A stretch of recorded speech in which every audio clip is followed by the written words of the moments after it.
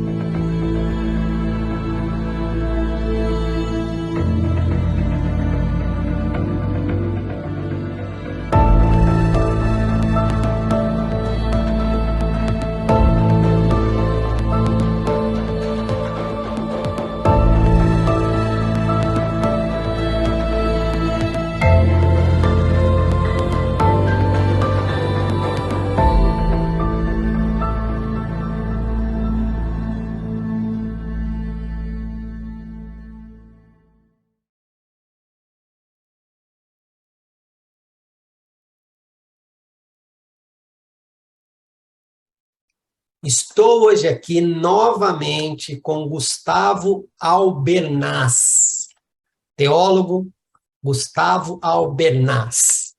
Eu estou muito feliz porque ele aceitou o convite para voltar. Aí eu não sei se ele voltou porque ele é louco, ou ele voltou porque ele gostou do canal, ou ele falou assim, não, vai, vou dar uma força para aquele menino lá de novo, né? Mas brincadeiras à parte, o Gustavo já veio aqui no canal, já respondeu as perguntas, derramou muita coisa para a gente aqui, foi muito bom, motivo pelo qual eu pedi para ele voltar, só que agora ele está vindo uma proposta diferente, não vai responder perguntas, a não ser que eu faça alguma aqui para ele vai trazer uma temática, já ele vai falar o que ele vai conversar com a gente. Porém, para quem não sabe quem é o Gustavo, eu poderia muito bem ler a bio dele aqui e tudo tal, mas eu não vou fazer, eu vou fazer diferente. Tá vendo aqui, ó, para onde eu estou apontando? Eu vou deixar um card aqui, e você clicando nesse card, você vai lá na entrevista do Gustavo, vai ver a bio dele, vai ver qual é a linha de raciocínio dele, vai ver como ele respondeu as perguntas e tal, e depois, se você quiser, você volta aqui e fala, uau, se ele falou desse jeito lá, o que ele vai falar aqui, né? Então, eu estou muito feliz, Gustavo, de verdade, porque eu gostei muito de ouvir você, e quando você aceitou o convite para voltar, eu fiquei mais feliz ainda. Então, meu querido, muito obrigado por você ter voltado e nos dar a oportunidade de ouvir mais um pouquinho aí do que você pensa. Fabrício, muito obrigado a toda a galera aí do Reino 360. Eu fiquei muito feliz de ser chamado aqui novamente, né? Fiquei feliz que você gostou, que o pessoal gostou. Aí eu vi depois, né, teve bastante visualização, então o pessoal realmente se interessou. E agora, né, viemos aí com a nova temática, né? Eu não estou aqui para responder perguntas, né? Mas eu me lembro que quando você me convidou da primeira vez, eu fiquei cheio de perguntas. Você me mandou várias perguntas para eu pensar durante a semana. Então eu também queria deixar você pensando, o pessoal pensando aí durante a semana sobre literatura apocalíptica, porque eu acho que tem tudo a ver com o teu canal, tem a ver com a temática que você traz sobre escatologia, sobre o final dos tempos, de levar a igreja a pensar nisso. Eu acho isso muito legal. Eu acho que isso que eu tenho para trazer hoje vai enriquecer bastante. E eu acho que o pessoal aí vai se interessar muito. Uau! Ou seja, literatura apocalíptica, né? Parece que tem um povo que tem medo desse livro, tem um povo que descarta esse livro, tem gente que se pudesse, acho que até tiraria, né? Querida, olha, eu vou dar a você a oportunidade de você dar uma editada na Bíblia. Que livro você tiraria? Gol! Apocalipse. Tá, gente? Teve gente que tentou. Teve gente que tentou, teve gente aí que todo mundo glorifica, né? Tem gente que tem até altarzinho desse cara em casa, venera, idolatra, e o cara falou que o livro de Ruth, de Esther, nem precisaria estar na Bíblia. E para mim é um dos livros que tem uma simbologia profética da igreja, do noivo, do Espírito Santo, mais incrível, sem falar. Né? Então eu discordo um pouco. É. Mas fizeram de tudo, né? Colocaram uns, tiraram outros, não deixou outros entrar, outros estão querendo voltar, então tá uma bagunça. É. Mas amém. Gente, não é eu que vou falar, é o Gustavo. E antes dele começar, eu quero falar o que eu sempre falo aqui. Esse canal está aberto para que as pessoas venham e exponham as suas opiniões, tá? O Gustavo vai falar hoje sobre uma leitura apocalíptica. Se você discordar de alguma coisa, não precisa ir lá nos comentários. Ai, Gustavo, vai estudar. Não. Fala, Fabrício, o Gustavo teve essa visão sobre a literatura apocalíptica. Eu tenho essa. Posso falar? Pode. E acabou. Né? Então, a mesma liberdade que eu dei para todo mundo aqui, eu vou dar para o Gustavo. Se ele falar alguma heresia que eu acho difícil, eu desligo a gravação. Mentira. Tá? Então, Gustavo, sinta-se em casa e agora daqui para frente é contigo. Ah, e outra coisa, hoje vai ser uma temática até diferente, né? A gente não vai ficar com essa telinha aqui. O Gustavo trouxe um slide, então ele vai compartilhar a tela aí. Ele vai trazer um slide para a gente, vai ficar a nossa carinha ali do lado, mas eu estou feliz porque é algo diferente que está acontecendo no canal. Então, meu amigo, pode aí compartilhar a sua tela. Se você não tiver mais alguma coisa para falar, compartilhe a tela e a gente começa. Não, acho que o pessoal vai gostar mais de ver a tela que eu tenho para compartilhar do que A minha sua carinha tela? aí. Vamos lá, deixa eu só botar aqui. Vamos lá. Show de bola. Literatura apocalíptica. Entendendo mais sobre o gênero do livro mais curioso da Bíblia. Uau. Né? O livro de Apocalipse, ele gera muita curiosidade da gente, né, Fabrício? Eu sei se você lembra, assim, na época de, talvez, novo convertido, ou quando começou a se interessar pela fé, ou tipo assim, vou tentar ler a Bíblia toda, né? Vamos ver como é que é e tudo mais. E aí você, vamos dizer, lê os evangelhos, vamos dizer, comece pelo Novo Testamento. Você começa ali lendo os evangelhos, acho muito legal a história de Jesus. Depois vem uma série de cartas de um tal de Paulo, outras cartas de outras pessoas, uns nomes conhecidos. E aí depois, no final, tem um livro que difere muita coisa.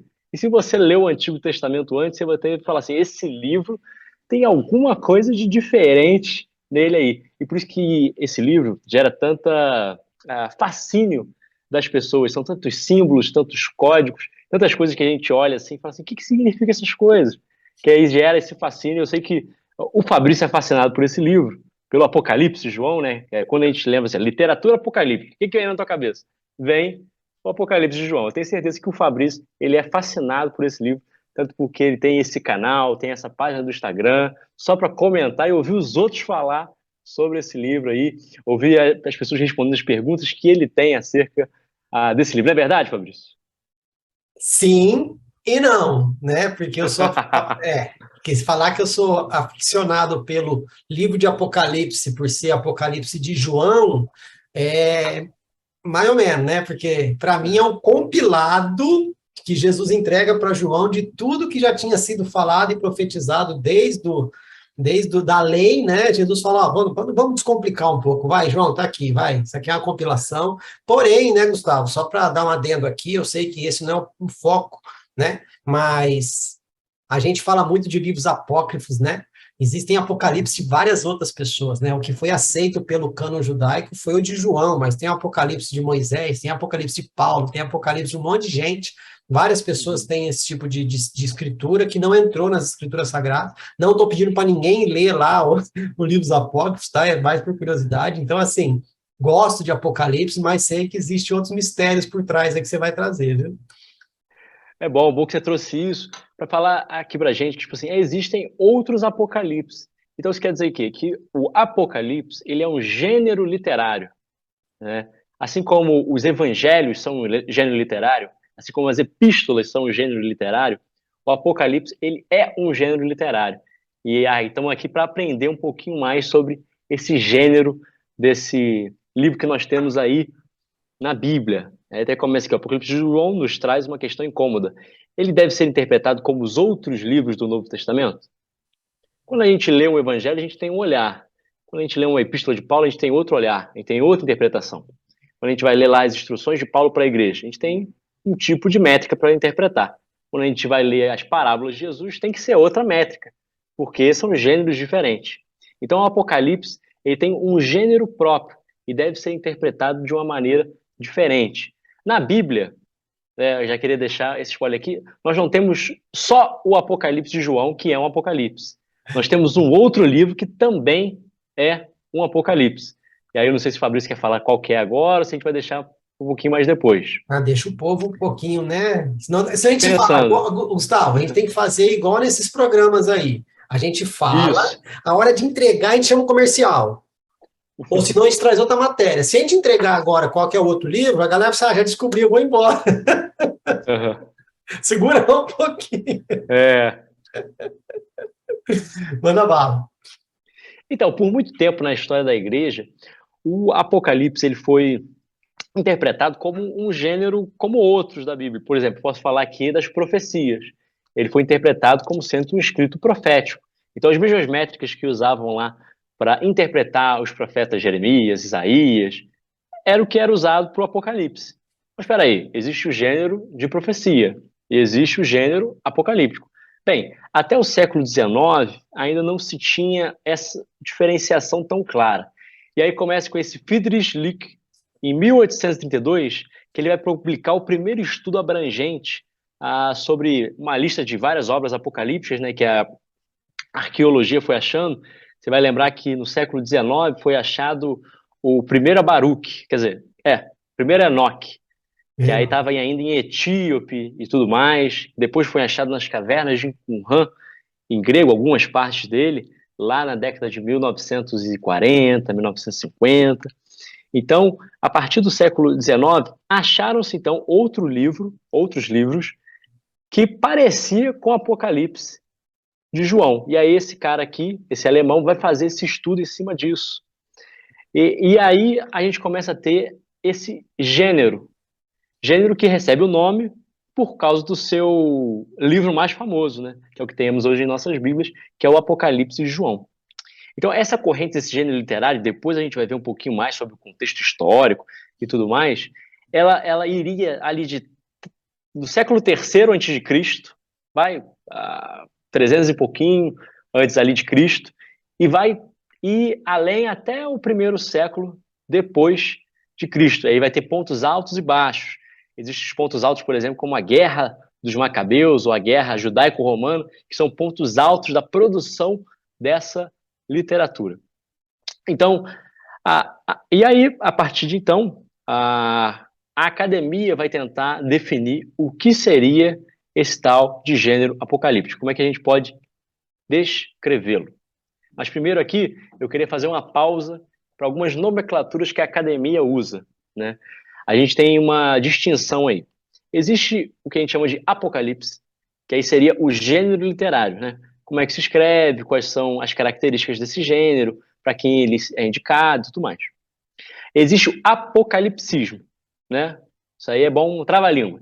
Apocalipsismo seria uma ideologia social, uma ideia de um grupo. E existe a escatologia apocalíptica, que é um conjunto de ideias e motivos literários que também podem ser encontrados em outros gêneros literários e contextos sociais, além do Apocalipse. Mas a gente vai destrinchar todos esses, mas é só para a gente fazer essa diferenciação, tá bom? Quando a gente está falando de Apocalipse, não necessariamente a gente está falando de escatologia apocalíptica. O pessoal talvez olhou assim e falou assim, literatura apocalíptica. Vai falar de milenarismo, pré-milenarismo, dispensacionalismo. Opa, não. Isso aí seria escatologia apocalíptica. Vamos falar do gênero literário, do Apocalipse. Tem alguma pergunta até agora, Fabrício? Alguma coisa que você queria pontuar? Queria sim, Gustavo, porque as pessoas, como você falou, né, os novos convertidos que chegam e começam a ler, ou ouvem uma pregação, tudo. E o que ensinaram para essas pessoas, a princípio, é que Apocalipse significa revelação. Né? E a pessoa tem essa coisa na cabeça, que Apocalipse é uma revelação. Só que as profecias também eram revelação, e você falou aí que existia uma maneira de interpretar esse gênero profético, né? E as revelações de Apocalipse não deixam de ser profecias, mas é um gênero diferente, então já causa na cabeça de quem nunca ouviu o que você está falando aqui, já causa, mas não era só revelação? E aí você já vai destrinchar aí a brincadeira, né? Não, eu até coloco aqui que realmente a palavra apocalipse que significa revelação, né? Vem do grego. E claro, botaram o nome desse gênero de apocalipse não pelo motivo revelatório dos livros, mas é porque o seu parente mais, seu primo mais famoso, que é o Apocalipse de João, é nomeado de Apocalipse. E nem todos os apocalipses, eu posso falar aqui, são nomeados como Apocalipse. Você falou aí do Apocalipse de Abraão, do Apocalipse de Paulo, mas eu já falei de outro, que é o primeiro Enoque, o segundo e terceiro Baruque, o quarto a Esdras, o Testamento de Abraão, tantos outros, não são tipo assim, Apocalipse, primeiro Enoque. Não, primeiro Enoque. E aí boto aqui algumas características, vou ler aqui. Entretanto, seu uso com referência a esse gênero da literatura é devido, com toda probabilidade, não ao caráter revelatório dos livros em questão, mas preferivelmente ao fato que eles têm muito em comum com o Apocalipse do Novo Testamento, que eu já te falei, que é o de João. Aí, algumas características já são apresentadas aqui. Tem esse linguajar esotérico, tem essa imaginação extravagante, né? Você lê lá a carta de Paulo, tá lá assim, um salve para não sei quem, pessoal da igreja, vamos comportar assim e tudo mais. Aí quando chega lá, em Apocalipse a besta que saiu do mar, a mulher e o dragão, e tem os seus pronunciamentos relativos à consumação de todas as coisas em cumprimento das promessas de Deus. Acho que aí tem um grande... Você falou assim, por exemplo, a profecia em si é uma revelação também, né? Ou, vamos dizer, uma linguagem extravagante. Jeremias também tem alguns pontos, Ezequiel principalmente, de uma linguagem extravagante. Daniel. Por que eles não são Apocalipse? Daniel. Por que eles não são um Apocalipse? Peraí, Daniel é um Apocalipse. Vamos chegar nessa parte. Mas por que esses outros, Ezequiel, Isaías, Jeremias, não são? Mesmo que apareçam imagens e tudo mais. Porque tem esse negócio do consumação de todas as coisas e cumprimento da promessa de Deus. Né? O Apocalipse vai falar do final de todas as coisas. Não quer dizer somente só o final do mundo, a gente vai ver isso posteriormente, mas a contribuição, esse pós-morte, né, esse além-morte, que não é presente, por exemplo, nos profetas.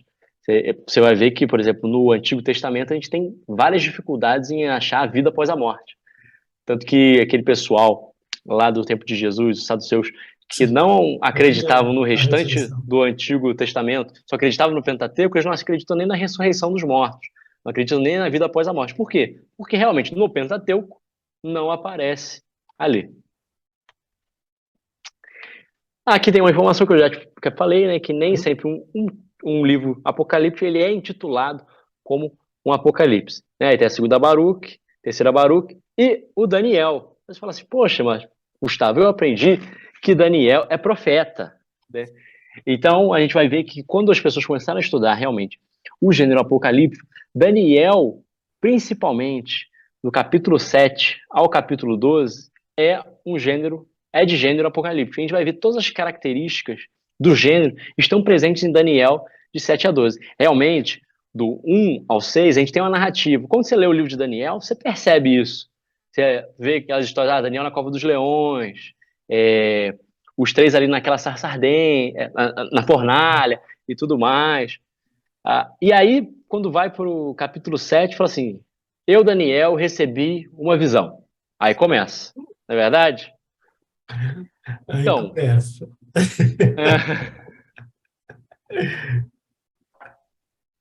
Aí começa. Aí eu fazia até um adendo, né? Começa ali falando do que ele recebeu, daquilo que ele fez, querendo entender a revelação, e aí virou aquela história, né, de 21 dias de jejum de Daniel, né? Aí as pessoas uhum, colocaram isso como se fosse uma regra, né? Se você jejuar 21 dias, cara, e se esse ano tivesse no embate lá, tivesse demorado um ano para ser liberado para vir até Daniel, eu creio que Daniel continuaria em oração e em consagração até receber a resposta, pelo caráter de sim. Daniel. Mas você acha que hoje o pessoal faria o jejum de Daniel? Só se for de 21 dias, data limite, né? Ai, Jesus, bora.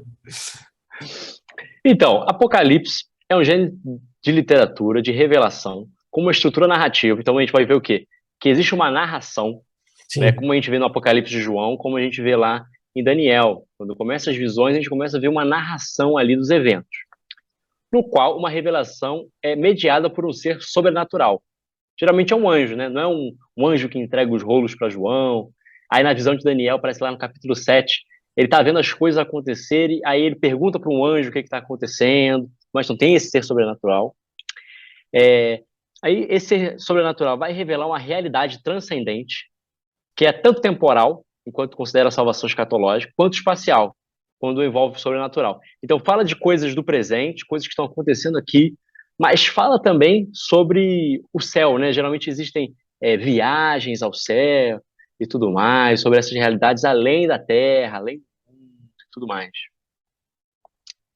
O gênero apocalíptico é marcado como uma obra de escape do mundo natural para o mundo sobrenatural, né? Daniel vai para um outro lugar, o João sai da ilha de Patmos.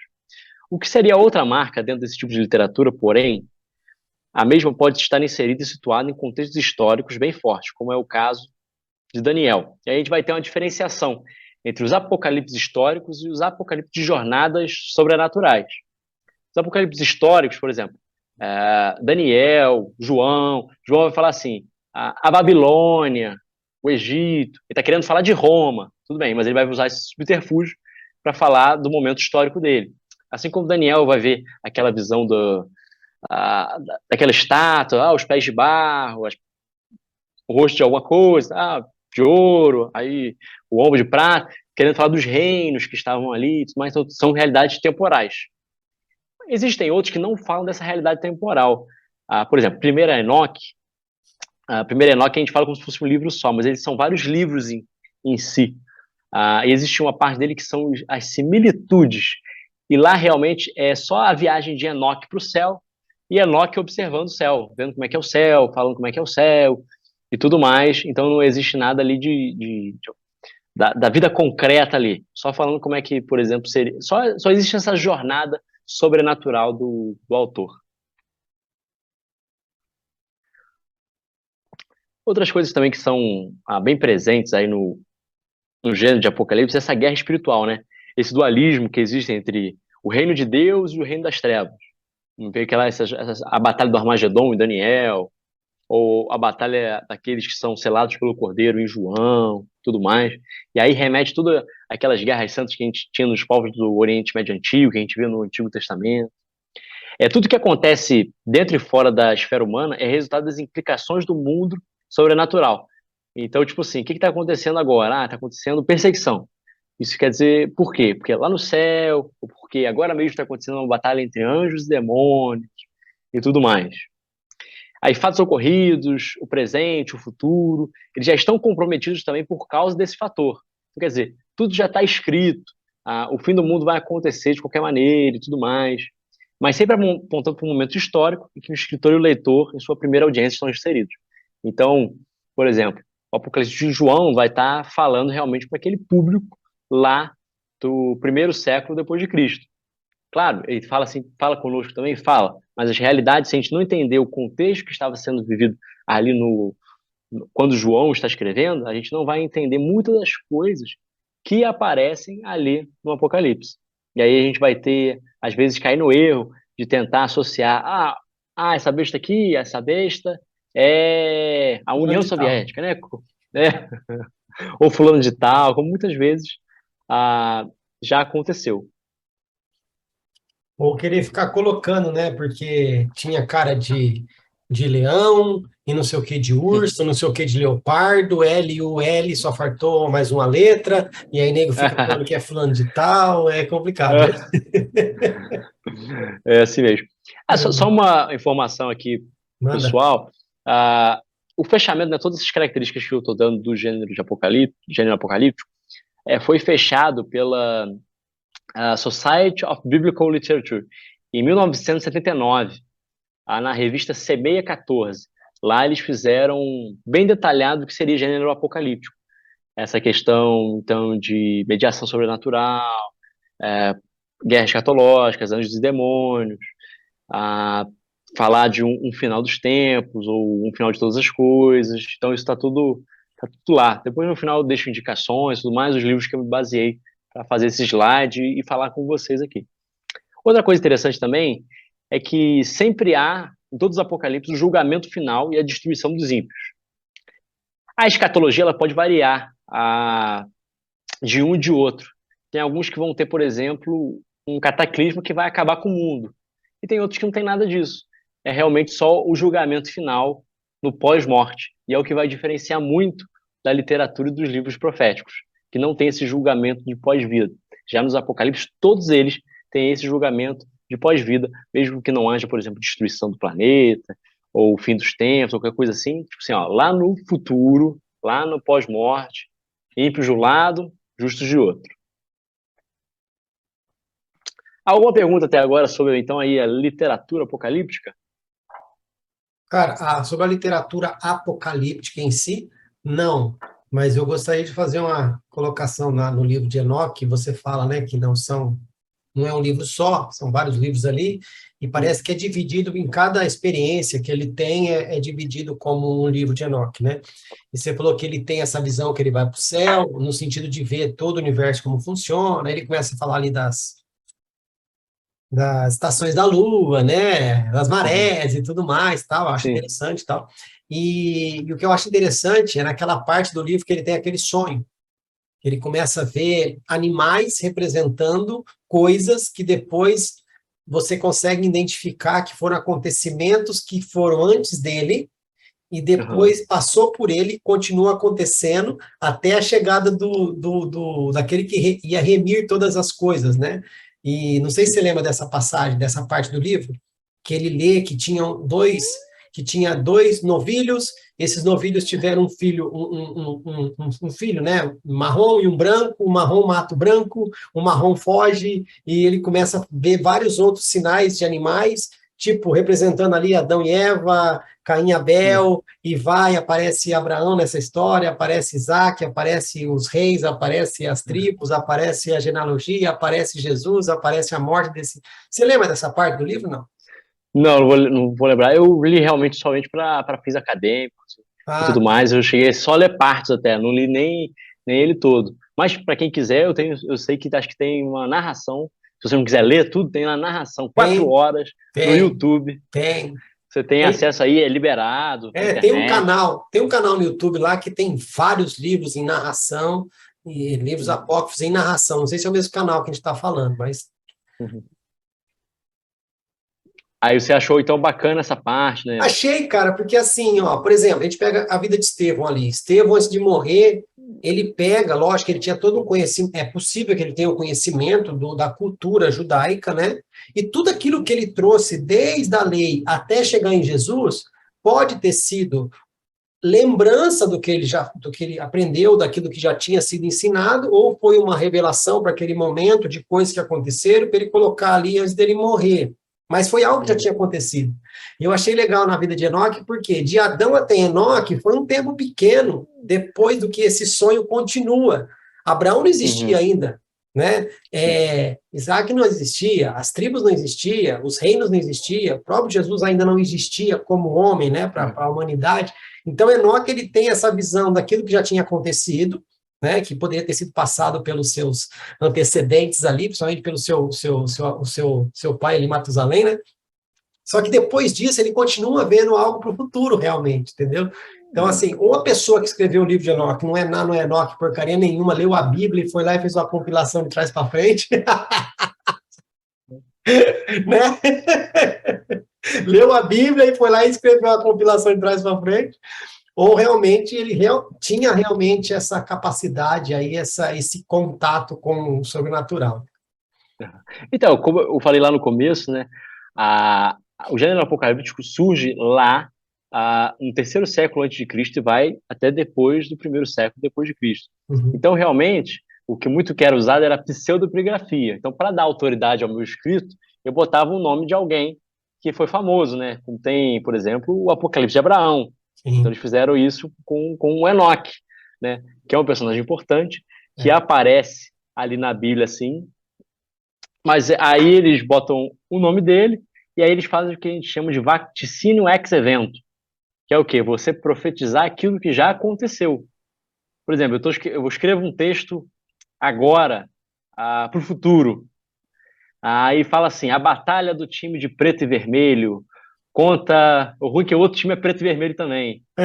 Lá na cidade equatoriana, após um sinal vermelho na mão do juiz, haverá a grande efusão de alegria de parte da torcida no estádio amarelo. Entendeu? Eu falo tudo isso para falar da final da Libertadores. Sim. Entendeu? Mas já aconteceu. Já. Mas quem vai ler isso lá na frente não vai saber que eu botei que meu nome, ao invés de ser Gustavo Albernaz, era, não sei, Machado de Assis. Aí fala assim, nossa, as profecias de Machado de Assis. Entendeu? Sim. É mais ou menos o que acontece aí com o livro de Enoque. É por isso que muitas pessoas não dão crédito ao que está escrito ali, né? Uhum. Em questão tipo assim, religiosa, eu como cristão não dou crédito pro que está escrito ali, tipo assim, aquilo ali vai acontecer, ou o céu é daquela forma mesmo. Sim. Mas como acadêmico, vamos dizer assim, que eu estude a literatura apocalíptica, o livro de Enoque é muito importante. Sim. E até mesmo se eu quiser entender mais o gênero que pertence ao Apocalipse de João e Daniel de 7 a 12, o estudo mais aprofundado de Enoque vai me ajudar nisso. Sim. Agora, uma coisa para mim, Daniel de 7 a 12, como o livro todo de Daniel, assim como o Apocalipse de João, são palavra de Deus. Uhum. E o livro de 1 Enoque, para mim, não é palavra de Deus. Mas por quê? Porque eu tenho uma filiação cristã. Eu não tenho. Eu quero acreditar que Enoque é realmente palavra de Deus. Aí você vai por você mesmo, entendeu? Mas aí isso cabe a cada um. É igual o livro primeiro e segundo livro de Adão e Eva, né? Que são apócrifos também. E você lê lá, você fala, uau, alguém leu a Bíblia e escreveu esse livro aqui. Ou foi Adão que escreveu. Não é possível. Não, sim. Mas manda bala. Vamos lá. Então, agora vamos falar sobre apocalipsismo, né? Que é essa ideologia social. O movimento poderia razoavelmente ser chamado de apocalíptico se partilhasse a estrutura conceitual do gênero, né? Endossando uma visão de mundo na qual a revelação sobrenatural, o mundo celestial e o julgamento escatológico desempenhassem papéis essenciais. Eu até botaria outras coisas como expectativa urgente do fim das condições terrenas, atividade diante de demônios, uma nova salvação de caráter paradisíaco e a manifestação do reino de Deus. Então, quer dizer, se o movimento apresenta isso, apesar de, por exemplo, de não escrever um apocalipse, ele pode ser chamado de um apocalipsismo. É um movimento apocalíptico, né? Se ele entende que há a revelação sobrenatural para alguém e vai haver esse julgamento imediato do mundo e tem esse papel das forças do mal contra as forças do bem, no sentido espiritual, anjos e demônios, e tudo está escrito e caminhando para o final. Então, isso pode ser um movimento apocalíptico, mesmo que não esteja lá quando o gênero floresceu, né, de século III a.C. até o primeiro depois de Cristo.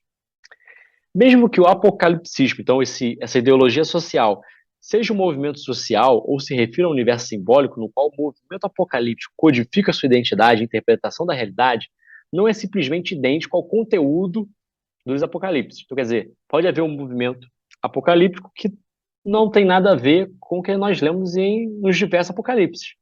Porque como existem vários tipos de apocalipse, existem também vários tipos de movimentos apocalípticos, de É, apocalipsismos. se a gente for parar para analisar, cara, até a. Como que chama? Ai, fugiu a palavra agora. A mitologia grega. Tem essa Uhum. luta do bem e do mal, tem o julgamento, tem um fim de todas as coisas, né? Tem o tal do Ragnarok, né? Lá dos vikings tem isso É, dos e vikings tudo tem lá mais. os Ragnarok da vida, que o leão vai comer o sol, não sei das quantas, um urso, né? O lobo vai comer o sol e vai virar não sei o quê, e vai dar destruição, aí não sei quem vai para Valhalla, não sei quem vai para lá. Aí tem a mitologia grega, que é o Hades, que é Hércules e blá, blá. Aí tem o do Thor também, né? Que vem dos vikings também. Então, se for ver, tudo isso é apocalipse para eles, né? Seria parte desse movimento de apocalipsismo, né? Isso, de Teriam outros que apocalipse. Isso. de outros de movimentos milenaristas também você pode chamar, né, de final do mundo, que É. vão que movimento milenarista e apocalipsismo não são a mesma coisa, Uhum, porque tem que ter essas características aqui, tem que uhum, ter esse julgamento escatológico, sim. tem que ter essa relação do mundo sobrenatural. Por exemplo, existem outras visões de final do mundo, vamos dizer, que os zumbis vão vir e vão comer o cérebro de todo mundo. Uau. Isso pode ser um movimento milenarista, né? Tipo assim, que as coisas estão acabando. Ou, eu posso pensar que o fim do mundo vai ser uma guerra nuclear entre Estados Unidos e China. Isso aí eu posso fazer um movimento milenarista, né? Um movimento de final de mundo em cima disso. E Sim. tudo mais. Ser super famoso no Facebook com essa teoria e tudo mais. Mas isso não chega a ser um apocalipsismo. Por quê? Porque não tem esse julgamento final de bons e maus, não existe essa relação do mundo sobrenatural, não existe essa visão que a pessoa tem, essa revelação que a pessoa tem, né? Não tem essa mediação de uma pessoa, talvez o líder do movimento, com um ser celestial que levou ele para o céu e falou as coisas para ele, falou como as coisas vão acabar. Então, só para a gente diferenciar, movimento milenarista que diz e prega final do mundo, tudo mais, coisa imediata, e apocalipsismo. Não, apocalipsismo tem um pouquinho aí mais a ver realmente com o gênero de apocalipse e tudo mais, então tem que ter certas características que a gente não vê né, em alguns movimentos milenaristas. E aí eu até falo que, né, que os apocalipses, alguns são frutos desses movimentos de apocalipsismo. Porém, existem movimentos que são movimentos apocalípticos, porém, eles não produziram nenhum apocalipse. Aí eu vou dar, por exemplo, o exemplo da comunidade de Qumran, que foi a comunidade onde se achou os rolos do Mar Morto, na década de 40, 50 do século XX. Lá eles tinham uma visão realmente de final do mundo e tudo mais, que eles eram os escolhidos de Deus e tudo mais. Tem os escritos deles dos rolos da guerra, que hoje já estão traduzidos para línguas de hoje em dia, né? Não sei se para português ainda tem.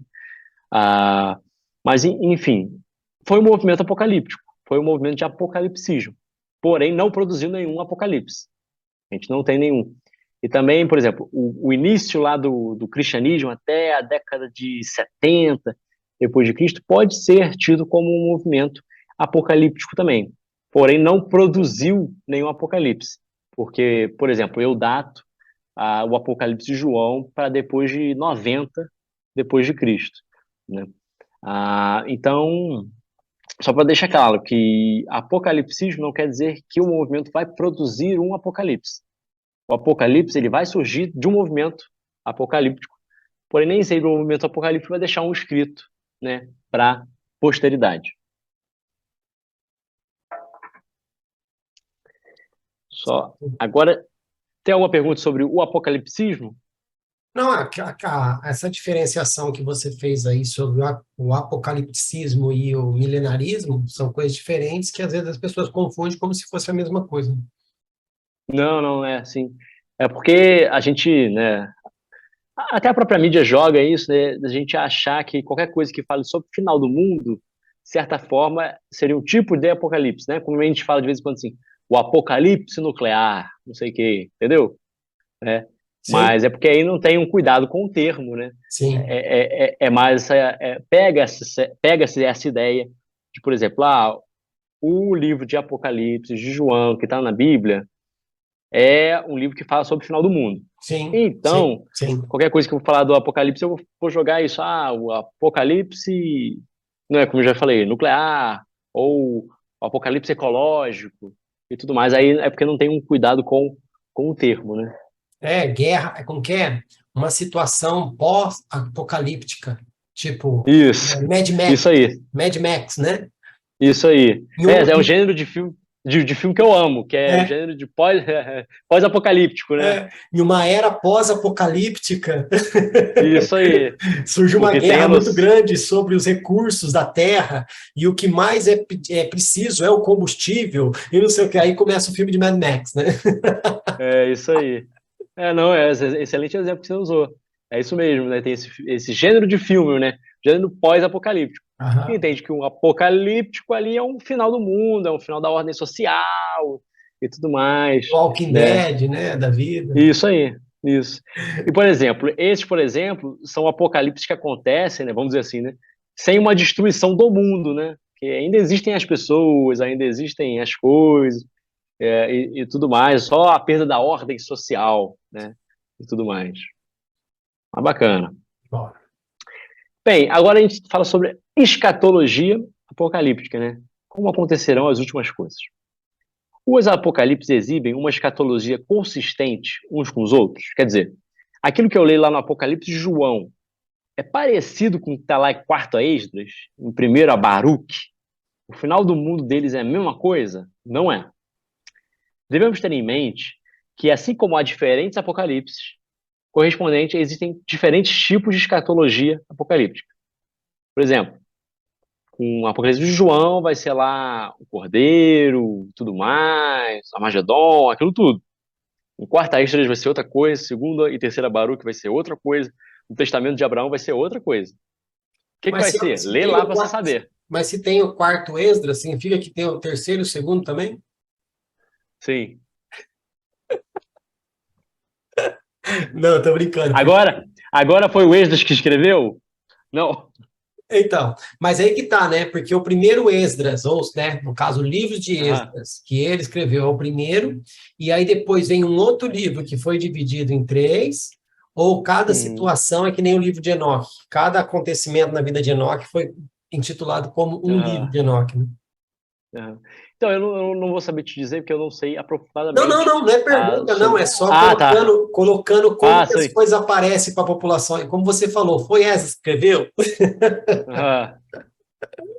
Era um cara importante da época, né? Vamos colocar o nome dele. É. Não, era sempre assim. Os apócrifos estão aí para mostrar isso, né? Não tem nenhum nome de um desconhecido, né?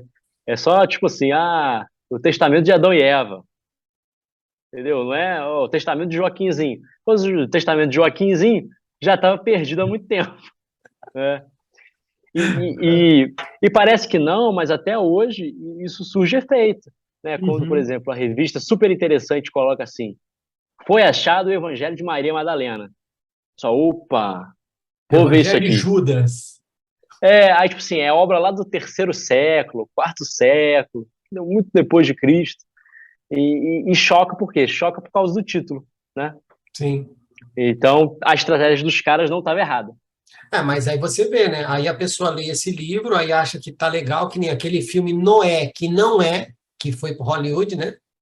Que tem Isso aí. aqueles anjos lá que são como que são sentinelas, né? Isso Porque aí. fala isso no livro de Enoque lá, que existia isso e É, tal, e pá, é.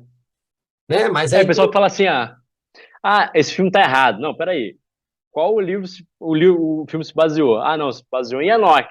então Pô, tá então certo. tá certo. Cara, o que eu achei legal daquele filme lá que foi lançado, né? O primeiro teste de gravidez, né? Você viu? Que a mulher dá a folha para a moça lá, ela lambe a folha e aparecem umas pintinhas na folha. Ah, você tá grávida, ai, que legal. É. Ah, interessante demais. Esse eu nem sei se quem escreveu o livro de Enoch tinha tanta Tanta, criatividade. tanta criatividade, né, cara? É isso aí. Ai. Não, mas aí é engraçado, porque a pessoa vai lá, esse é o problema, né, Gustavo? Que a pessoa vai lá e lê Noé, associa Uhum. com Noé da onde? Da Bíblia, Sabia. Uhum. porque Enoque não fala sobre a catástrofe de Noé no livro dele, Uhum. por mais que faça parte da descendência dele. Mas as pessoas associam a quem? Ao Noé da Bíblia. E aí Uhum. assiste o filme que foi baseado em Enoque. Aí coloca que na Uhum. Bíblia é igual ao filme, Uhum. entendeu? É que Sim, nem uma sim. vez, uma pessoa que eu conheço, tenho muito carinho por ela, ela fala que, não, Bíblia, nada a ver Bíblia. Não, Bíblia não. Ah, é para parar com Bíblia. Aí começou a assistir algumas novelas que foram criadas por um canal de televisão que vem Uhum. retratando alguns assuntos. Aí vinha Uhum. discutir comigo. Não, mas na novela tá falando que tal personagem é assim, assim, assim. Eu falei, queridão, isso é um romance, Uhum. né? Tem como que chama lá? É a licença poética que eles usam, né? Que pode mudar um pouquinho, mas a Bíblia não fala desse jeito. Não, mas eu não quero saber da Bíblia, eu quero saber o que está escrito lá na novela. Ah, meu irmão, por É. favor, ajuda nós aí, pô. Não, é. Vai embora. Continuando aqui, o equacionamento comum de apocalíptica, com o cenário do final da história, se baseia apenas nos tipos históricos, como o de Daniel. Né, como eu falei, né, tem o apocalipse histórico e tem da jornada celestial. Então, esse negócio de final do mundo, a gente vê em Daniel, a gente vê em Apocalipse de João, são apocalipses considerados históricos. Agora, nos Jornadas Celestiais, como disse, no Similitudes lá, um livro dentro do primeiro Enoque, realmente não vai ter isso. Mas o que vai ter lá? Vai ter a retribuição final de justos e injustos.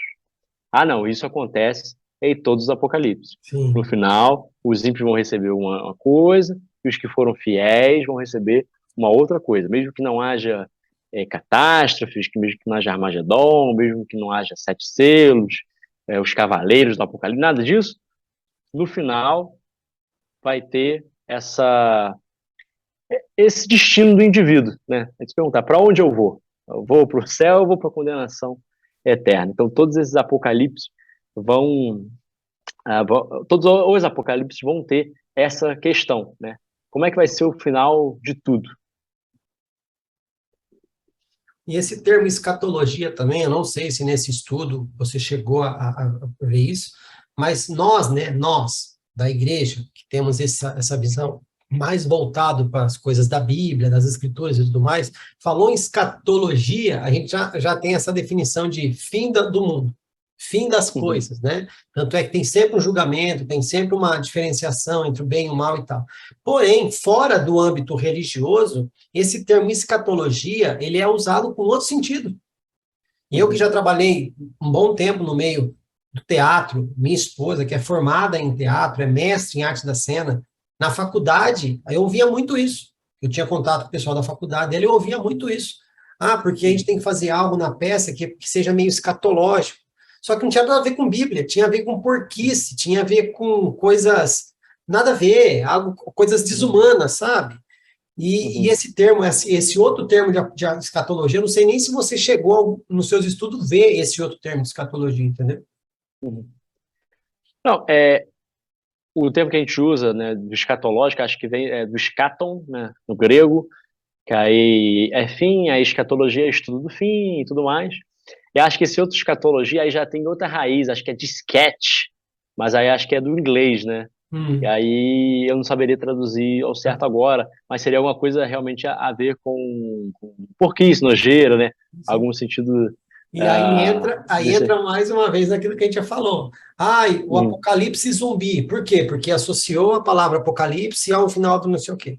Aí a pessoa começa uhum, a usar escatologia num termo nada a ver com aquilo que é uhum, da raiz grega ou da visão das escrituras, e já começa a usar para outra coisa, e já vai associar sim. isso com a escatologia. Ah, o livro de João é escatologia. Aí a pessoa vai ler achando que vai ter uma coisa e vai ter lá, é algo, uma literatura apocalíptica, entendeu? Não, não, essa confusão de termos realmente tem que ter cuidado com É ela. bagunça demais. Bem, caminhando para o nosso final aqui, né, vamos ver o contexto histórico e social dos apocalipses. Os primeiros apocalipses, pela definição apresentada anteriormente, assim contam em primeiro Enoque, como eu já disse, o Enoque não é é uma obra, né? Mas existem vários, né, Livros coleções dentro. lá dentro, livros dentro. Podia chamar Enoque de Bíblia, né? Porque são vários livros dentro de uma coisa só. Ah, é. Mas não Para quem não pode ser entendeu a Bíblia piada, Sagrada. Só não pode é, chamar de Bíblia quem, Sagrada. quem não entendeu a piada, a Bíblia vem de biblos, né? Que são livros, né? Isso. Conjunto de livros e tudo mais. Bora. Então, fragmentos substanciais desse livro foram encontrados lá em Qumran, em 1940, 1950, e datam eles de 3 séculos antes de Cristo. Na verdade, o primeiro achado de primeiro Enoque foi na língua etíope, e aí foi achado lá na década do século, no século XIX, perdão. Enfim, então esse foi o primeiro escrito aí que a gente bota na ordem cronológica como o primeiro escrito aí apocalíptico, mesmo que não tenha o nome de Apocalipse. Mas como a gente já viu, tem todas aquelas características que um apocalipse, esse gênero literário, deve ter. Muitas Gustavo, culturas... Oi? só uma dúvida. Quando fala de Qumran, a gente sabe que é uma Uhum. uma localização, né? Sim. Provavelmente uma cidade, um vilarejo, alguma coisa. Uhum. Mas, se voltar e for ir atrás da geograficamente falando, qual era a região de Qumran? Não, então, esse nome nós damos por quê? Porque no sítio arqueológico, aí o sítio arqueológico que achou isso era tal do sítio arqueológico de Qumran, ou Qumran, né? Uhum. Aí não vou me lembrar agora o significado exato disso, mas não tinha um significado muito especial, não. Sim. Tanto que foi achado, né, por um pastor de cabrito, de ovelha, não sei, que Não, mas eu falo aí assim, a achou... região, né? Que as pessoas Sim. confundem. Qumran é uma região, é um lugar, é uma Sim. cidade, ou se Não, voltar é, geograficamente, foi é perto de onde uma... Abraão criou a tenda dele lá, onde Abraão foi Não, enterrado. não. Assim, saber exatamente, sei lá, ao sudeste de Jerusalém, não vou saber agora. Mas enfim, é naquela região ali, Israel, Palestina, Uhum, ali que naqueles sítios arqueológicos, no sítio arqueológico de Qumran, que foi achado os rolos do Mar Morto. E uhum, aí se deu o nome da comunidade que escreveu e deixou os textos ali de Comunidade de Qumran. uhum. Eles se chamavam de Comunidade de Qumran? Provavelmente não, mas é o nome que a gente dá hoje, Entendi. né? É como se a gente achasse esses rolos na cidade de São Paulo. Aí fala assim, Comunidade de São Paulo. Mas, não, tipo assim, naquela época, lá atrás, eles não tinham esse nome. Mas foi uma comunidade, provavelmente, que tinha cunhos apocalípticos, milenaristas, que deixou muitos textos escritos para a gente e conservados, muito bom. Uhum, Tem textos próprios dele, que são, por exemplo, os Rolos da Guerra, e tem textos de outras literaturas que eles deixaram, por exemplo, Primeiro sim. Enoque, por exemplo, o manuscrito que a gente tem mais preservado, por exemplo, de Isaías, foi encontrado nas cavernas de Qumran. Então foi... E pelo que a gente lê da literatura deles, eles pareciam um pouquinho essênios, eles saíram lá de Jerusalém, entenderam que a verdadeira religião seria voltar ao deserto. Assim como o povo estava no deserto, nós devemos voltar ao deserto, porque Deus vai resgatar os puros, Deus vai resgatar aqueles que são santos, né? Santos são aqueles que se separam e tudo mais, então viviam nessa comunidade. Aí existem alguns relatos dentro dos livros do Rolo da Guerra sobre essa comunidade, e também no sítio arqueológico onde se achou os textos, achou também o espaço ali, a físico onde eles viviam. Então eles entendem assim, por exemplo, nesse quarto deve ser assim, eles têm tantas banheiras de banho porque eles queriam se purificar, então eles deviam ter vários rituais de purificação e tudo mais. Mas isso acho que é papo para outra É, hora, acho que é só para realmente, só para tirar dúvida. isso aí, para deixar no ar. Muitas culturas, como a Você quer babilônica e a voltar, né? persa... Você quer Ah, voltar, né? Você quer voltar, né? o quê? Não, você quer voltar, né? Para fazer outra Ah, entrevista. ah, é Ai, ai. isso aí. Manda Deixar bala. o convite aberto. Tá aberto. Muitas culturas, como a babilônica e a persa, elas foram apontadas como influentes para o início da literatura, né? Como a gente fala assim, essa literatura surgiu lá no terceiro século antes de Cristo. Então, tipo assim, essa literatura não surgiu do nada no contexto judaico. Então, quem foram os influentes? Foram os babilônicos? Foram os persas? Ao incrível que pareça, a maior influência veio da cultura helênica. E aí a gente vai ver dois fatores para isso. O primeiro fator são as conquistas de Alexandre o Grande, né? Ele trouxe muita mudança ali para o Oriente Próximo, onde se encontrava o povo de Israel. E aí essa rede de cidades helenísticas facilitava a difusão de ideias. Então começou a ter contato, né, entre a literatura judaica, o pensamento helênico também, a língua foi espalhada naquela região. Então começaram a ter contato, por exemplo, com Ilíada, Odisseia, textos gregos, né, Platão, Aristóteles depois, e tudo mais. Então teve essa difusão, por exemplo, da língua, da cultura e do pensamento grego. Por isso que quando a gente lê o Antigo Testamento, ele está escrito em quase toda a sua maioria no hebraico, e quando a gente vai ler o texto do Novo Testamento, ele está lá em grego bonitinho. Por quê? Porque nesse meio tempo teve esse cara aí, Alexandre o Grande, que em 300 e pouquinho antes de Cristo, ele vai conquistar ali a região da Palestina. Então depois de um tempo ele vai morrer, e aí o seu império vai ser dividido em 4. E aí, primeiramente, a região da Palestina fica com os Ptolomeus, ou Ptolomaicos, mas depois eles serão conquistados pelos Seleucidas. Enfim, aí vai acontecer muito burburinho, eu vou chegar nessa parte. Mas, segundo a difusão do helenismo, modificou as circunstâncias políticas e sociais do Oriente Próximo, como eu já falei. Os judeus haviam perdido sua monarquia nativa na época do exílio babilônico, né? Quando a gente tem lá na Bíblia, lá no final de 2 Crônicas ou de 2 Reis, a gente vê o povo indo para o exílio babilônico. Mas não foi só nesse meio tempo aí o povo judeu que perdeu a seu povo.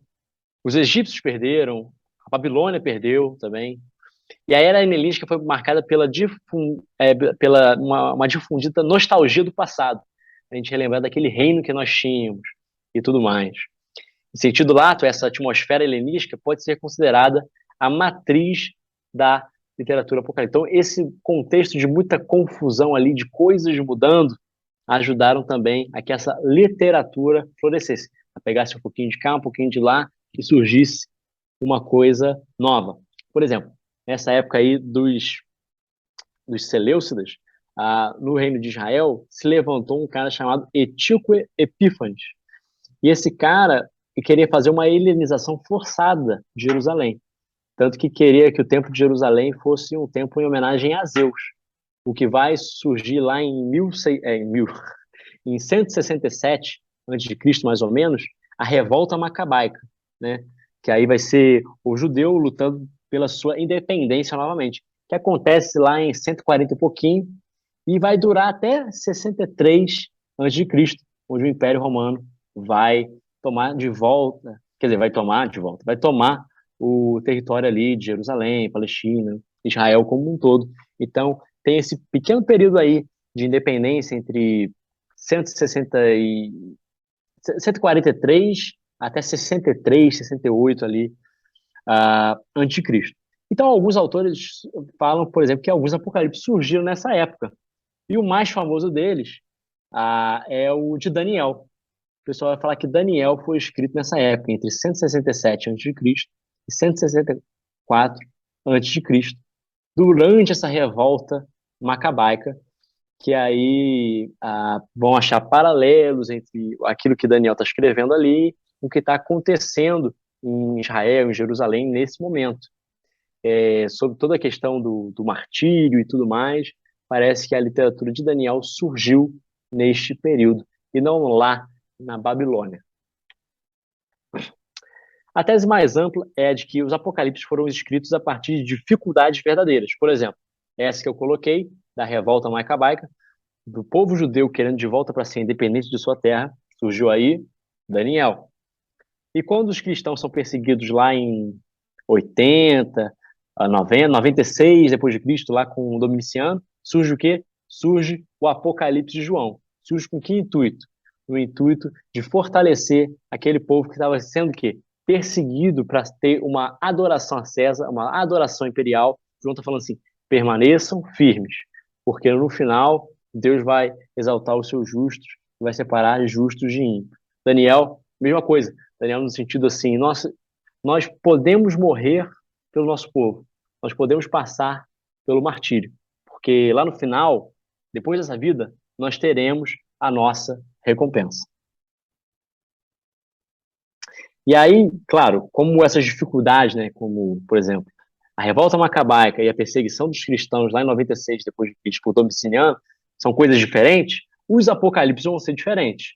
Tanto que o Apocalipse de Daniel, quer dizer, o Apocalipse de Daniel, Daniel e o Apocalipse de João são literaturas diferentes. Claro, hoje, quando as pessoas tentam fazer uma teologia sistemática sobre o fim, sobre uma escatologia, aí tenta se unir, isso aqui que João está falando tem referência com aquilo de Daniel e tudo mais, para tentar que as coisas caminhem juntas e façam um sentido para nós hoje.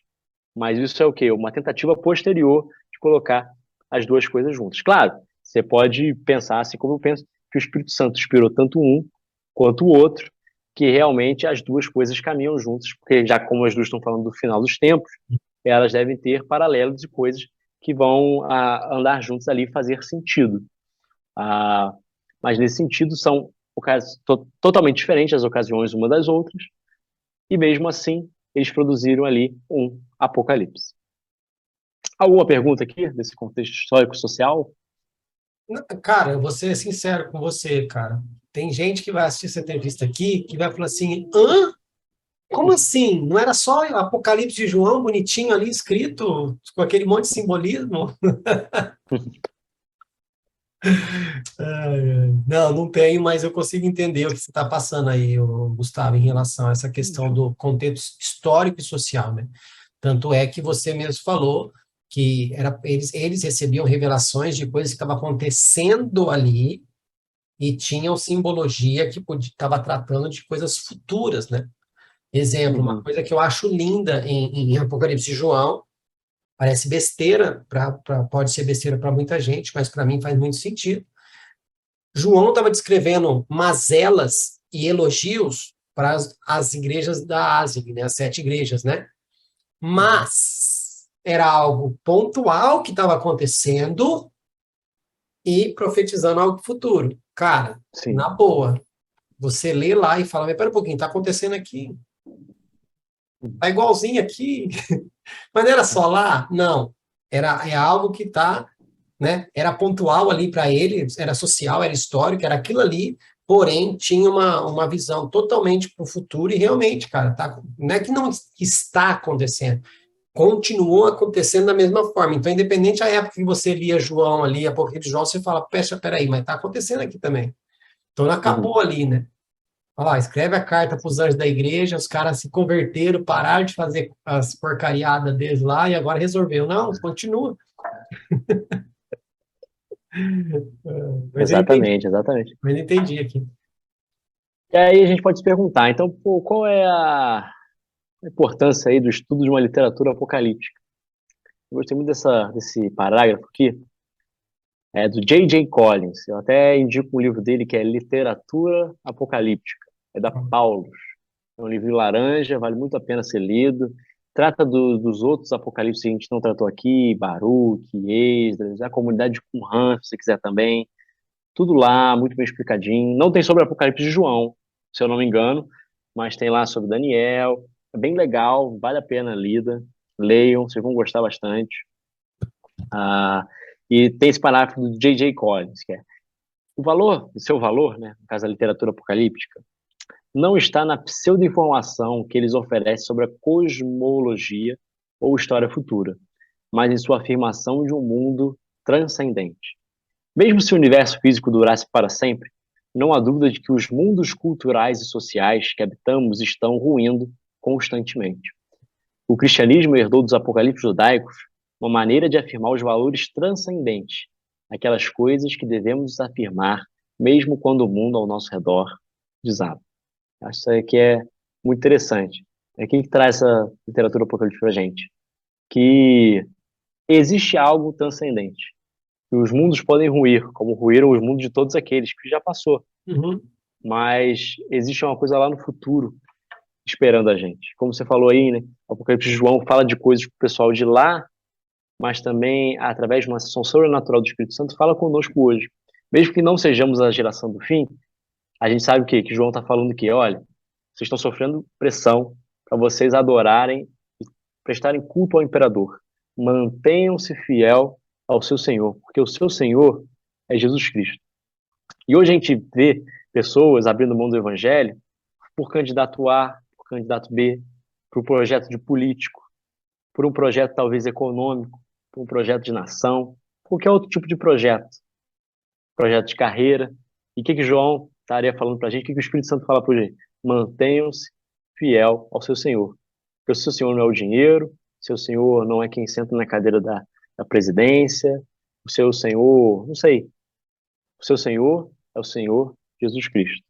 Então, mesmo que nós não sejamos a geração do fim e o final dos tempos que eu acredito que vai acontecer não aconteça conosco, o Evangelho de João tem, o Apocalipse de João tem uma mensagem para a gente, como o livro de Daniel também tem uma mensagem para a gente.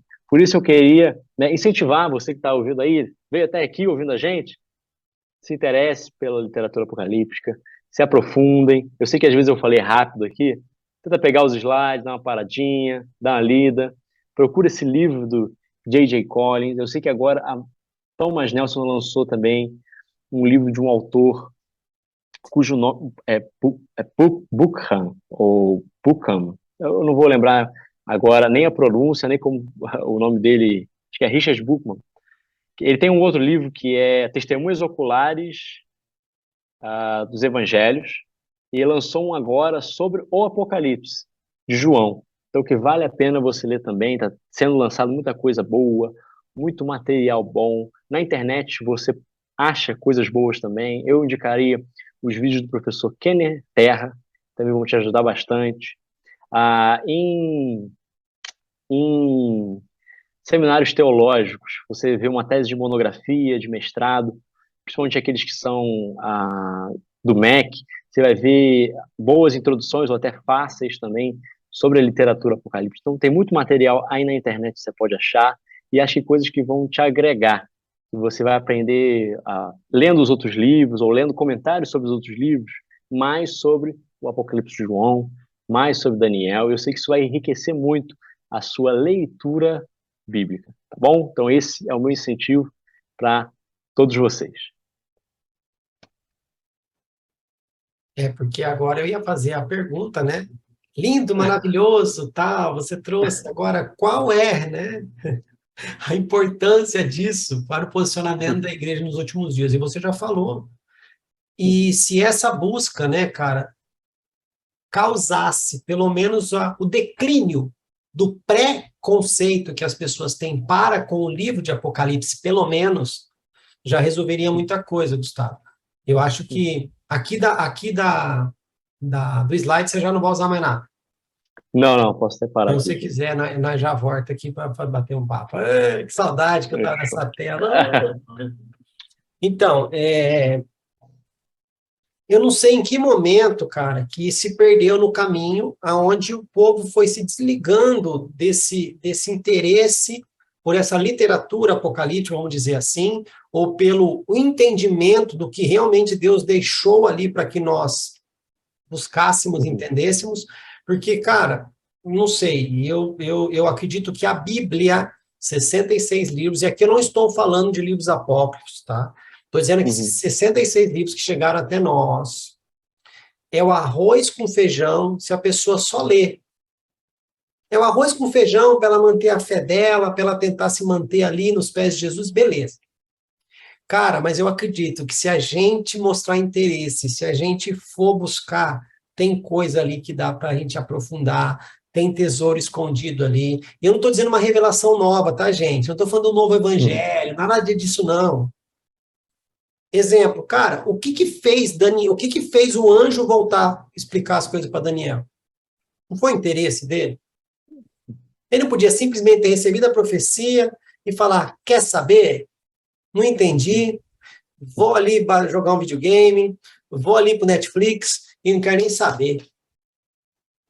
Né? Já que Deus não foi claro mesmo, ó, não, aquilo causou nele até, não vou falar uma doença, né, no sentido de um câncer, nada disso, mas, cara, ele ficou doente.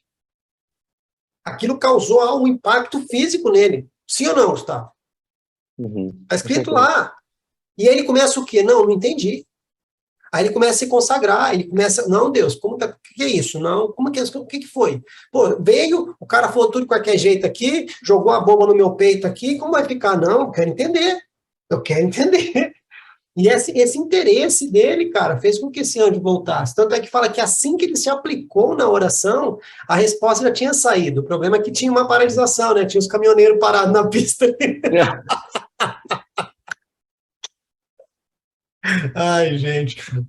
As pessoas, dependendo do tempo que a pessoa assistir, isso aqui talvez não vai É isso que eu pensei. né? Não vai, Gente, não vai pegar. é que nesse momento a gente está passando por uma paralisação dos caminhoneiros, né? Então a gente está vendo a piada aqui que um anjo veio, mas tinha uma paralisação ali também. Existia uma guerra espiritual de reinos ali, né?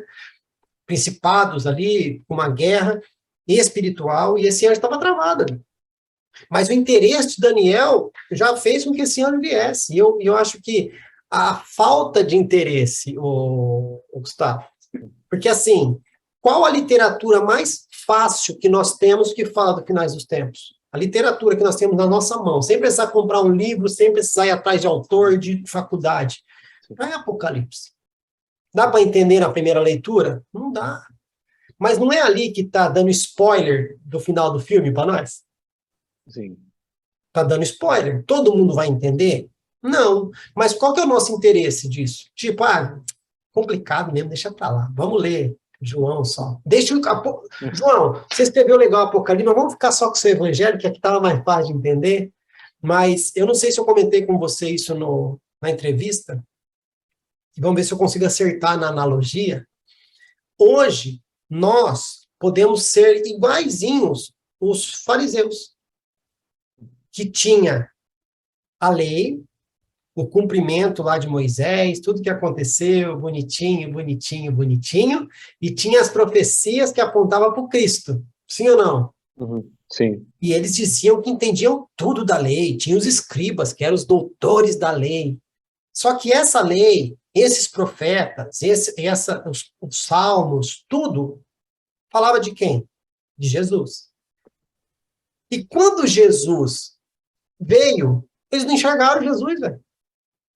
Porque eles estavam presos mais na lei, no sentido para eles, porque se eu souber a lei, eu posso dominar o povo, se eu souber a lei, eu vou ter minha cadeirinha cativa, eu se mostrar que entendo da lei, eu vou ter respeito, eu não vou ser perseguido, isso, aquilo, outro. Só que quando o cumprimento daquela profecia apareceu, o que eles fizeram? Eles não enxergaram. Sim. E hoje, nós temos tudo o que aconteceu com Jesus lá, que ele veio, teve os seus discípulos, ensinou 3 anos, tal, morreu, ressuscitou, subiu, deixou o Espírito Santo, tudo tal, e deixou o spoiler do que ia acontecer. E nós achamos que somos os doutores da lei, hoje a gente sabe de tudo, só que tudo para quê? Para que eu tenha uma igreja, para que eu tenha um ministério, para que eu tenha um domínio, para que eu tenha uma manipulação, para que eu faça isso aqui. Jesus volta, é capaz de não aceitar. Não, isso não é não. Não, isso está acontecendo, não é não. Isso aí, essa perseguição, não, jamais, eu não aceito. Não é isso, não é esse Deus que eu criei para mim. Você entendeu a analogia que eu quis fazer, não? Por essa falta de interesse do Apocalipse. Cara, quem é avisado não é pego de surpresa. Né? Mas Apocalipse não está falando tudo que vai acontecer? Como você falou, talvez não aconteça com a nossa geração. Mas o que a gente está ensinando para essa próxima geração, que talvez seja a geração apocalíptica? E o que eles vão ensinar, se não for a geração deles, o que eles vão ensinar para a próxima? Como você falou, né? Teve gente que já tentou até tirar o Apocalipse da Bíblia, já.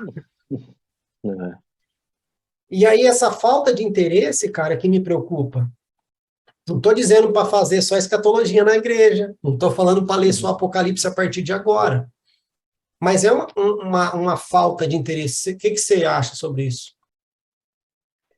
Realmente há essa falta de interesse, né?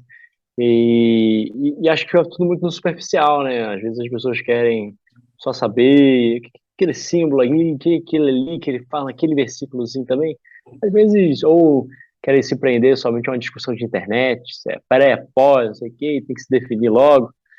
Enquanto a mensagem ali está muito clara, né? Mensagem de esperança. Mesmo que você não entenda nada, você vai entender lá no final a vitória do Cordeiro, a vitória de Jesus, e vamos estar um dia lá, junto com Ele, junto com o Pai no céu, vivendo a vida que Ele sempre planejou para nós, que é o quê? Viver sem pecado, viver ao seu lado, gozando do nosso Criador, Sim. vivendo ao lado um dos outros em harmonia. Uhum. Então, acho que isso é o que fica assim, né, do livro de João. Fica que Cristo vai vencer no final. Sim.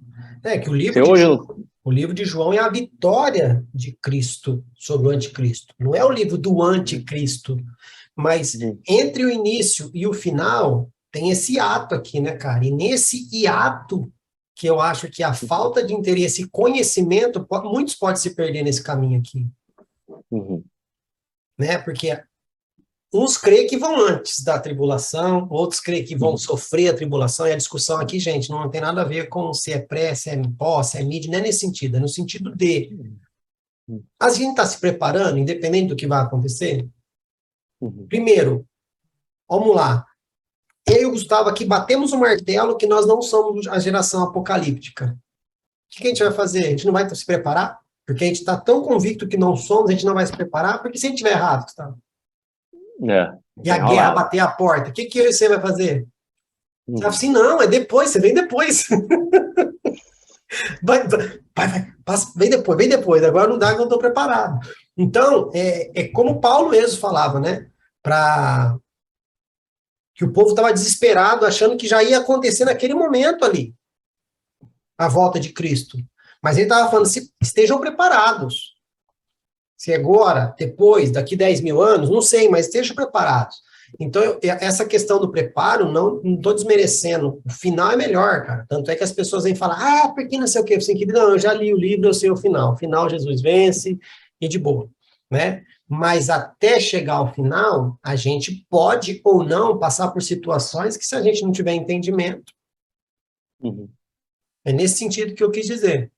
E não somente isso, né, Gustavo? Porque fala também de como vai ser, a princípio, a nossa moradia, a nossa eternidade, né? E nesse ponto, eu também acho que existe essa falta de interesse. Cara, a gente vai morar no céu, ou nós vamos, o céu vai vir para a terra, aí dá aquele bug, né? Pá, pá. Que nesses dias eu falei com um amigo meu, ô queridão, vamos lá, Paulo fala sobre a noiva, fala que nós temos que agirmos como uma noiva, né? Em outras literaturas fala que a igreja é a noiva de Cristo.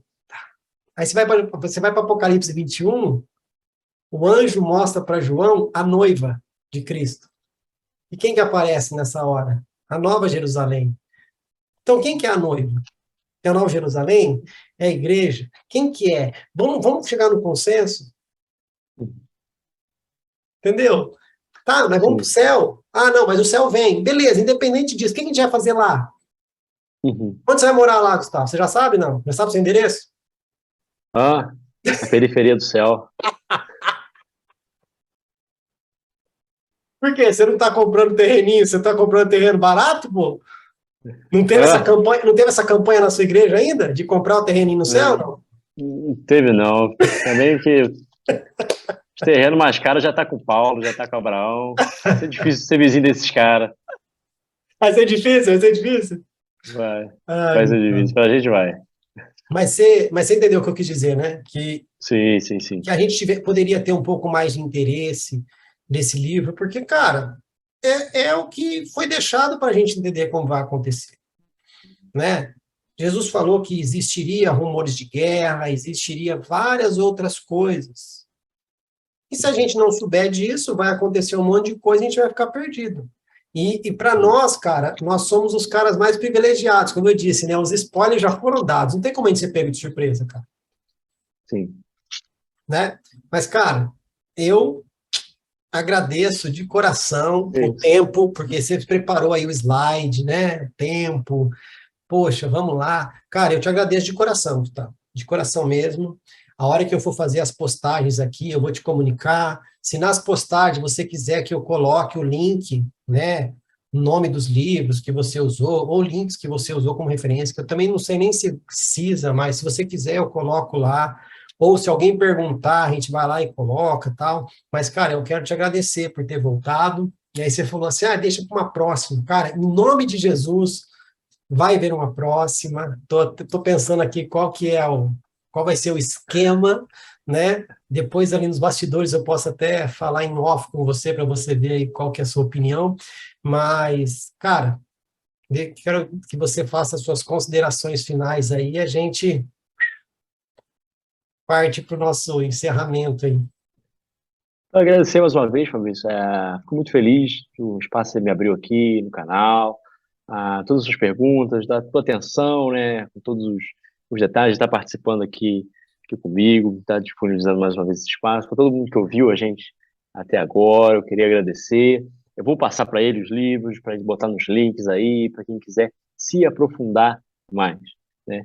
Porque a Bíblia é a grande paixão e sempre que tem a oportunidade de falar sobre ela, explicar alguma coisa em relação a ela e fazer isso, eu fico muito feliz, muito grato desse privilégio que Deus tem me dado. Então, eu espero que tudo que a gente fez aqui te desperte o interesse de conhecer mais a Bíblia, de conhecer mais a literatura apocalíptica e sempre conhecer mais a Cristo, sempre conhecer mais ao nosso Senhor e se aprofundar nele e ter a segurança que lá no livro de Apocalipse, que estará conosco até o final dos tempos. Amém. Mas eu estava tendo uma ideia aqui, cara. Eu acho que seria legal, sim, se a gente tirasse a Bíblia, o Apocalipse da Bíblia e falasse que é um livro apócrifo, um livro esotérico. Acho que a galera ia ler. Ia dar mais interesse, né? Ou falar que é proibido ler Apocalipse, você acha? Acho que vai ser melhor. Brincadeiras à parte, Gustavo, eu quero pedir em nome do canal que Deus continue abençoando a sua vida, sua casa, sua família, seu ministério, seu trabalho, o seu canal ali junto com seus amigos ali na internet, né? Ali no Instagram, e que ele continue, cara, fazendo fervilhar essa sede de conhecimento e que esse conhecimento também venha revelar mais dele para você. Então, é isso que o canal aqui deseja, que você continue sendo essa voz de ensino, essa voz aí eu posso até colocar, né, um mestre aí, querendo passar para frente informações, e que você venha cada dia crescer, crescer, crescer, crescer em sabedoria, em graça, e que essas pessoas possam, através de você, e o Gustavo parou, não interessa, eu já aprendi bastante com ele, agora eu posso caminhar.